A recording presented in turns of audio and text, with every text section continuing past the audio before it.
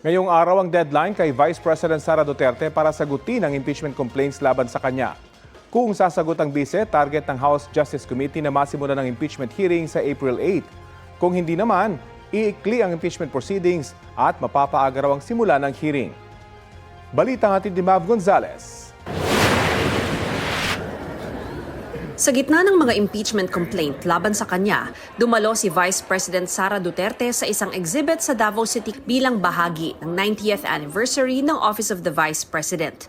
Tampok dito ang kasaysayan ng OVP. Sa kanyang talumpati, nagbiro ang bise. This exhibit and the book first in line are the permanent records of 40 leaders who held the Republic together. They were not 14 lang kasi yung hindi pa tapos yung naka-15. Hindi natin alam kung ma-impeach siya o hindi.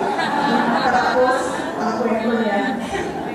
Kasama sa event si dating Pangulo at ngayoy Pampanga 2nd District Representative Gloria Macapagal Arroyo na naging vice-presidente mula 1998 hanggang 2001. Sa kanyang talumpati, sinabi ni Arroyo, 4 na beses din siyang dumaan sa impeachment proceedings, kaya meron na siyang insight sa naturang proseso. Hindi raw ito dapat maging personal o political theater sa demokratikong bansa at mahalaga na ang nangunguna sa proceedings ay mahinahon, patas at tapat sa batas. Speaker Boy has said that the hearings on the impeachment complaints will be tackled fairly. The eyes of the Filipino nation are upon us in Congress. I urge my fellow congressmen to do so in the spirit described by Speaker Boy. Ngayon, ang deadline ng kampo ng bise para tumugon sa mga alegasyon sa impeachment cases laban sa kanya. Ayon kay House Justice Committee member Terry Ridon, hihintayin nila ang sagot ng bise hanggang matapos ang office hours. Kung sumagot pa, sasagutin ng komite ang mga endorser at complainant, saka magsusumite ng rejoinder ang kampo ng bise.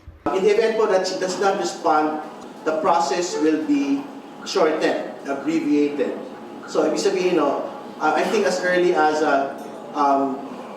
the final weeks of this month, pwede po nga mag-proceed na po to a determination of sufficiency in grounds and we can proceed to yung hearing properly. Target ng komite na simulan ang pagdinig sa April 8. Maaaring ipasabpi na rin aniya ng komite ang income tax returns, bank returns at business records ng bise at asawa niyang si Atty. Mans Carpio dahil sa aniyay 50 million pesos na gap o kaibahan ng sweldo ng bise sa gobyerno at kanyang idineklarang net worth. The proceedings in the impeachment will in fact provide the opportunity to the Vice President to actually explain that particular 50 million gap. Sinusubukan pa namin kunin ang panig ng bise at ni Carpio kaugnay rito pero wala pa silang tugon sa ngayon. Dagdag ni Ridon, pinag-aaralan din kung i-reject ang entry of appearance ni na Atty. Michael Poa at Atty. Reynold Monsayak bilang mga abogado ng bise dahil sa posible aniyang conflict of interest. Ngayon ko lang narinig na yung respondent ay hindi pinapayagan kung sino ang kanyang lawyers. Ngayon lang ako nakarinig ng